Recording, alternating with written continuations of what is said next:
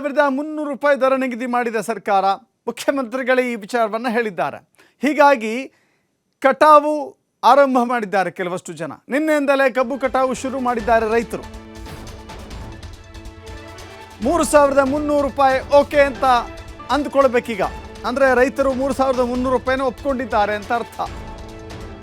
ಜಿಲ್ಲೆಯಾದ್ಯಂತ ಕಬ್ಬು ಕಟಾವು ಕಾರ್ಯ ಶುರುವಾಗಿದೆ.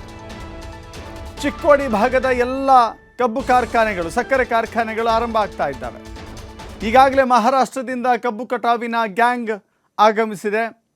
ಕಳೆದ 10 ದಿನಗಳಿಂದ ಕೆಲಸ ಇಲ್ಲದೆ ಖಾಲಿ ಕುಳಿತಿತ್ತು ಆ gang.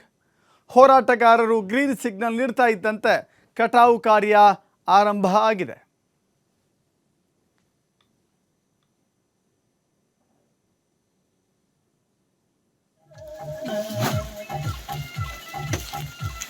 Ela saiu, vai ter